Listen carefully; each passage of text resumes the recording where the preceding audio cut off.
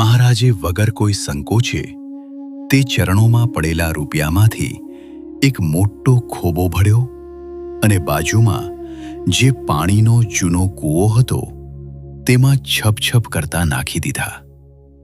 નક્કી આજે તો ભગવાને સીધી આકાશમાંથી જ મારા પર લક્ષ્મીજીની કૃપા મોકલી છે.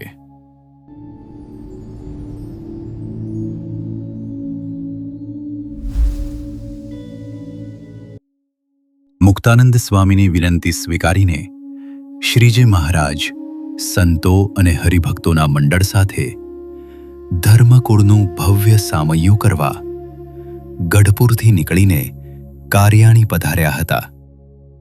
કારિયાણી ગામમાં જ્યાં પહેલા જૂનું હરિમંદિર આવેલું હતું તે મંદિરની આગળ એક મોટો અને વિશાળ ચોક આવેલો હતો. ધર્મકુળના આગમનની પ્રતીક્ષા વચ્ચે આ જ વિશાળ ચોકમાં એક દિવસ શ્રીજી મહારાજ પૂર્વાભિમુખે એટલે કે પૂર્વ દિશા તરફ મુખ રાખીને સુંદર ઢોલિયા ઉપર બિરાજમાન થયા હતા અને સભામાં સંતો ભક્તો વચ્ચે દિવ્ય જ્ઞાન વાર્તા કરી રહ્યા હતા. આ આખો માહોલ પ્રભુની હાજરીથી અત્યંત પવિત્ર અને ભક્તિમય બની ગયો હતો. મહારાજ સભામાં વાતો કરી રહ્યા હતા. બરાબર તેવામાં એક નિસ્વાર્થ અને અદ્ભુત ભાવવાળા હરિભક્ત સભામાં આગળ આવ્યા. તેમણે શ્રીજી મહારાજ સન્મુખ જઈને અત્યંત નમ્રતાપૂર્વક હાથ જોડીને વિનંતી કરી કે મહારાજ, મારે આપનું ભાવપૂર્વક પૂજન કરવું છે, તો આપ મને કૃપા કરીને રજા આપો. પેલા ગરીબ હરિભક્તનો આવો ભક્તિભાવ જોઈને કરુણા નિધાન શ્રીજી મહારાજના મુખ પર એક સુંદર હાસ્ય આવી ગયું. મહારાજે હસીને અત્યંત હેતથી કહ્યું, ભલે ભગત, આવી જાઓ. અમે તો તમારા જેવા ભાવિક ભક્તોની ભક્તિ સ્વીકારવા માટે અહીં તૈયાર જ બેઠા છીએ. મહારાજના આવા પ્રેમ ભર્યા અને દયાળુ શબ્દો સાંભળીને પેલા હરિભક્તના હૃદયમાં આનંદનો પાર ન રહ્યો.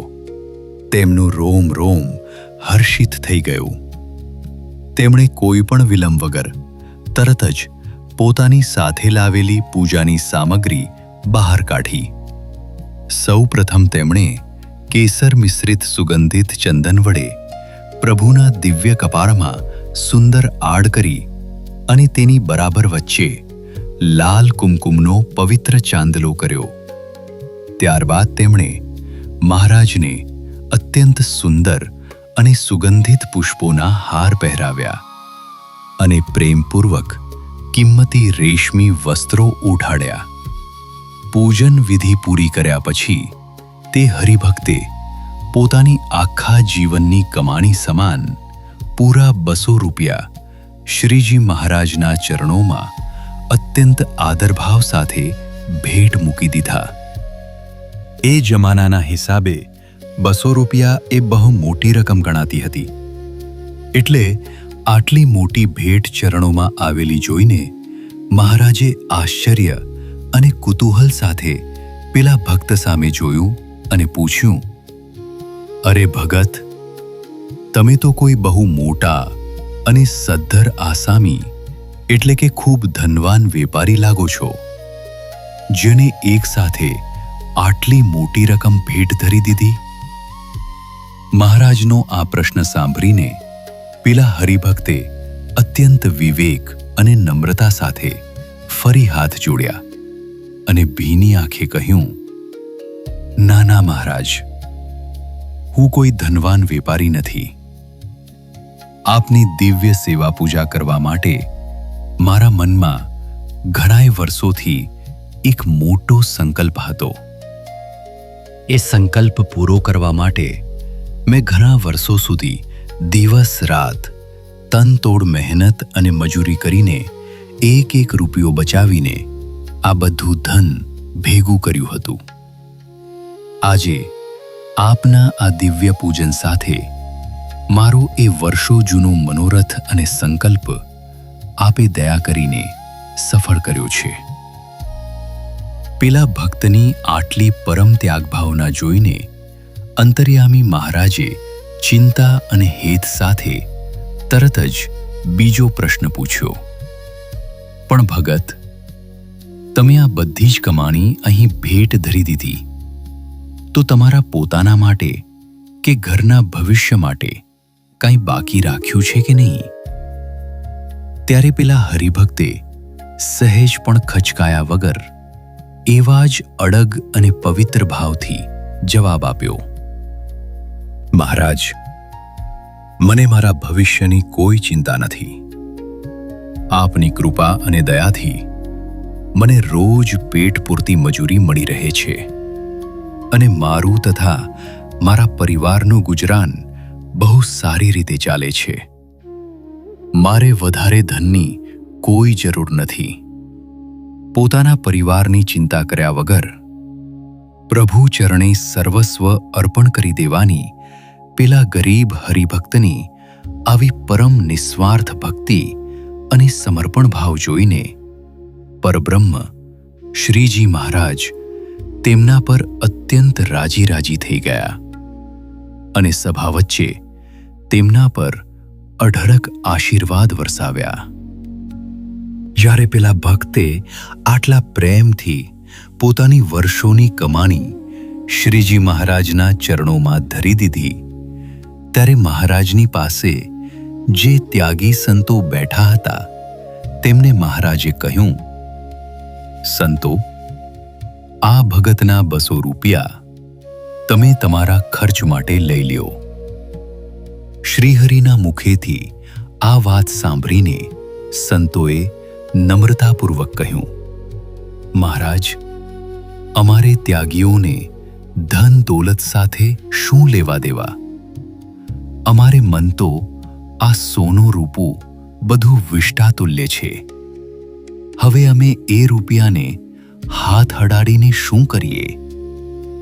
સંતોનો આવો અદ્ભુત વૈરાગ્ય ભાવ જોઈને મહારાજે હસીને કહ્યું, જો સંતોને આ રૂપિયાની જરૂર ન હોય તો પછી અમારે પણ આ રૂપિયાનું શું કામ છે? એમ કહીને મહારાજે વગર કોઈ સંકોચે તે ચરણોમાં પડેલા રૂપિયામાંથી એક મોટો ખોબો ભર્યો અને બાજુમાં જે પાણીનો જૂનો કૂવો હતો તેમાં છપ કરતા નાખી દીધા. હજુ પણ થોડા રૂપિયા વધ્યા હતા એટલે મહારાજે એ બાકીના રૂપિયા હાથમાં લઈને બાજુમાં જ રહેતા 5 કોડીના નળિયાવાળા કાચા મકાન ઉપર ઘા કર્યા.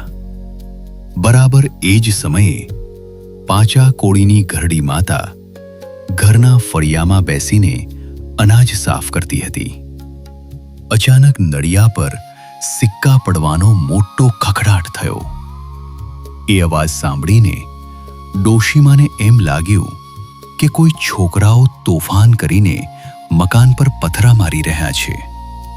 એટલે તેઓ ખીજાઈને મોટેથી બોલી ઉઠ્યા, મારો પીટીઓ કોણ નળિયા ઉપર પથ્થરો નાખે છે?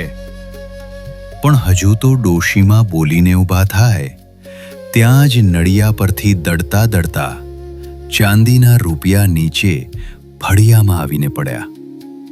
પથ્થર સમજીને જે અવાજથી ડોશીમાં ખીજાયા હતા ત્યાં નીચે અસલી રૂપિયા જોઈને ડોશીમાં તો રાજી થઈ ગયા અને ઘેલા બની ગયા.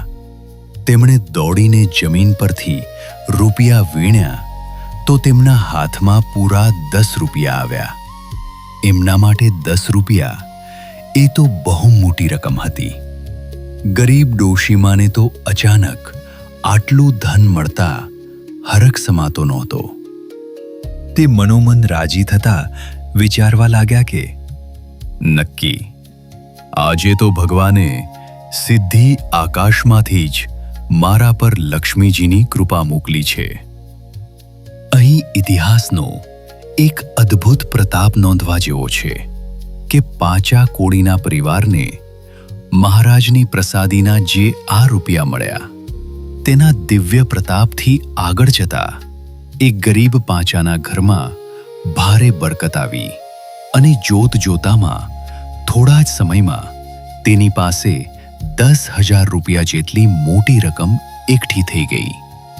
વળી મહારાજે નરિયા પર જે રૂપિયા નાખ્યા હતા તે પ્રસાદીના સિક્કા આજે વડતાલ ધામમાં આવેલા અક્ષરભવનમાં મહારાજની કાષ્ઠની દિવ્ય મૂર્તિના સિંહાસનમાં સાચવીને રાખવામાં આવ્યા છે, જેના દર્શન આજે પણ ભક્તો કરે છે. બીજી તરફ સભામાં શ્રીજી મહારાજે પોતાની નજર પેલા પૂજા કરનારા ગરીબ ભક્ત તરફ ફેરવી. મહારાજે તે ભક્તના મનનો ભાવ જાણવા માટે પૂછ્યું, ભગત, તમે તો આટલી મહેનત કરીને અમારી સેવા પૂજા કરી, પણ અમે તો તમારા એ બધા રૂપિયા કૂવામાં ને પારકાના નરિયા પર નાખી દીધા. તો અમારું આવું વર્તન જોઈને તમને મનમાં કાંઈ સંકલ્પ વિકલ્પ કે ખોટો વિચાર તો થયો નથી ને કે મહારાજે મારી આટલી મોટી ભેટ વેડફી નાખી? ત્યારે પેલા શુદ્ધ ભાવવાળા ભગતે સહેજ પણ દુઃખી થયા વગર મહારાજ સન્મુખ હાથ જોડ્યા અને ગદગદ કંઠે કહ્યું, અરે નાના મહારાજ, આપે મારા હાથમાંથી એ રૂપિયા ભેટ તરીકે સ્વીકાર્યા. એ જ મારા ભવના મોટા ભાગ્ય કહેવાય. એકવાર મેં એ રૂપિયા આપના ચરણોમાં ધરી દીધા એટલે મારા મટીને આપના થઈ ગયા. હવે એ રૂપિયાને આપ કૂવામાં નાખો, ખોરડા પર નાખો કે ગમે ત્યાં વાપરો, તેમાં મને વળી શું સંકલ્પ થાય? હું તો આપનો રાજીપો જોઈને જ તૃપ્ત છું.